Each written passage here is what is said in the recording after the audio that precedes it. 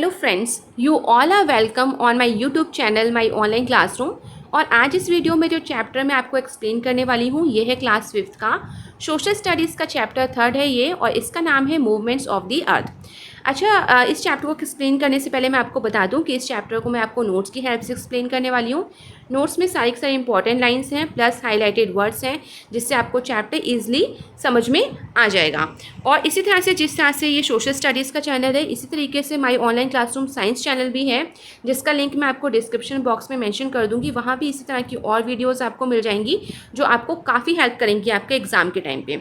तो चलिए वीडियो को स्टार्ट करते हैं। और सबसे पहले देखिए, चैप्टर का नाम है मूवमेंट्स ऑफ द अर्थ, यानी इसका इंट्रो क्या है। इंट्रो यानी इस चैप्टर में हम क्या पढ़ने वाले हैं। तो इस चैप्टर में हम अर्थ मूवमेंट के बारे में जानेंगे, अर्थ किस तरह से मूव करता है 2 डिफरेंट वेज में। साथ ही ये रोटेट करता है, जैसे एक टॉप होता है उस तरह से ही रोटेट करता है। और साथ ही रिवॉल्व यानी चक्कर लगाता है, मूव करता है सन के चारों तरफ एक फिक्स्ड पाथ में। तो मूवमेंट्स ऑफ द अर्थ के बारे में हम जानेंगे इस चैप्टर में।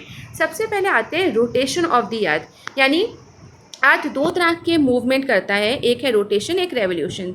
तो वो हम जानेंगे। तो सबसे पहले हम आते हैं रोटेशन पे। तो रोटेशन क्या है, देखिए जैसे आप ग्लोब लेते हो, ग्लोब को घुमाते हो ना, गोल गोल घूमता है वो अपने स्पिन पे। तो it spins around a line passing through its centre, यानी अपने सेंटर के थ्रू ही वो स्पिन करता जाता है। एक लाइन जो पास होती है, वो जो इमेजिनरी लाइन होती है जिसके चारों तरफ वो स्पिन करता है, उसको हम एक्सिस कहते हैं। इसी तरह से जो अर्थ है वो भी स्पिन करता है, यानी घूमता है अबाउट इट्स एक्सिस, यानी अपनी एक्सिस पे, यानी उसके अंदर से एक लाइन गई है जिसकी वजह से वो घूमता है। इसी तरह से सेम वे में, तो ये जो स्पिनिंग मोशन होता है अर्थ का, यानी आप एक ही जगह रहते हुए भी अर्थ गोल गोल घूमता रहता है, इसी को हम रोटेशन कहते हैं, जिस तरह से आप पिक्चर में देख सकते हैं। इसके बाद आते हैं डे एंड नाइट, यानी डे और नाइट क्यों, किस वजह से डे और नाइट होते हैं। तो अर्थ जो रोटेट करता रहता है अपनी एक्सिस पे, उसी की वजह से डे और नाइट होते हैं।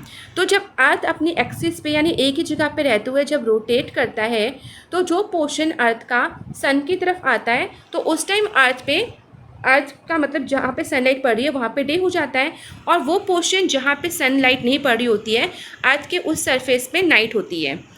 एज दी अर्थ रोटेट, जिस तरह से अर्थ रोटेट करता रहता है, उसी वजह से डे और नाइट फॉलो ईच अदर, यानी एक टाइम पे जब अर्थ ने रोटेट किया तो सनलाइट उसके ऊपर पड़ी, तो जिसके वजह से डे हो गया, और दूसरा हिस्सा जहाँ पे सनलाइट नहीं पड़ी वहाँ नाइट हो गई। फिर वो जब रोटेट करके आएगा तो जो पहला हिस्सा था जहाँ नाइट थी, वो अब वहाँ पे क्योंकि सनलाइट पड़ेगी तो वो फिर डे हो जाएगा। तो इस तरीके से रोटेशन की वजह से डे और नाइट होते हैं। अर्थ को अपने 1 रोटेशन कंप्लीट करने में 24 आवर्स लगते हैं। इसी वजह से जो हमारा एक डे जो पूरा कंप्लीट होता है, वो दिन और रात का, वो पूरा 24 घंटे में माना जाता है। यही चीज़ यहाँ पे लास्ट टाइम लिखी है कि डैट इज़ वाई जो 1 डे और 1 नाइट हमारा होता है वो 24 आवर्स का काउंट होता है। यहाँ पे भी देखिए पिक्चर में इसको शो किया गया है। इसके बाद आते हैं दूसरी मूवमेंट पे। तो ये दूसरी मूवमेंट जो अर्थ की है उसे कहते हैं रेवोल्यूशन। अच्छा, रेवोल्यूशन क्या है स्टूडेंट्स। तो अर्थ जिस तरह से मूव करता है around the sun in a fixed path called orbit, यानी जब अर्थ सन के चारों तरफ घूमता है एक फिक्स्ड पाथ पे, यानी एक रास्ता होता है, एक तरह का वे होता है जिस पे अर्थ चलता रहता है, घूमता रहता है, जिस फिक्स्ड पाथ को हम ऑर्बिट के नाम से जानते हैं। तो ये जो मूवमेंट है कि जब अर्थ अपनी ऑर्बिट पे अपने फिक्स्ड पाथ पे घूमता है और मतलब घूमती है और सन के चारों तरफ एक सर्कल मतलब अपना कंप्लीट करती है राउंड, तो इसी को हम, इस मूवमेंट को हम रेवोल्यूशन ऑफ द अर्थ कहते हैं।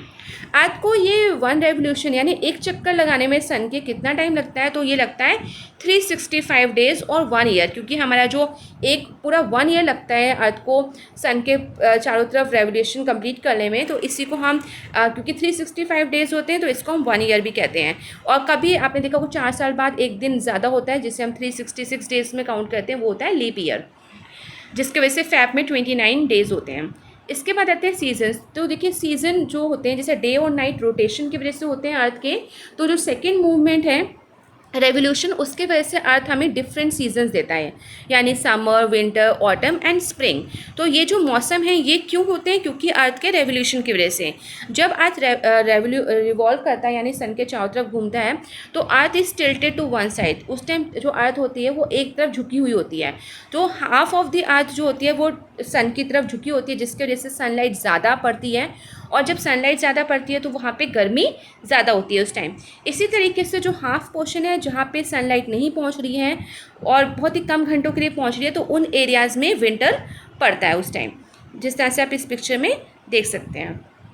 तो बस सारा आपको ध्यान रखना है कि जब अर्थ रोटेट करती है पूरा, किस तरह से वो रेवोल्यूशन का प्रोसेस मूवमेंट कंप्लीट कर रही है, उसी वजह से सनलाइट कहीं ज़्यादा पड़ती है कहीं कम पड़ती है।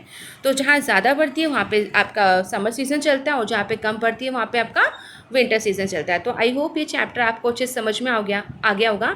सो थैंक यू एवरीवन, और इसी तरह की वीडियोज़ को और देखने के लिए इस चैनल को लाइक, शेयर और सब्सक्राइब भी कर लीजिए।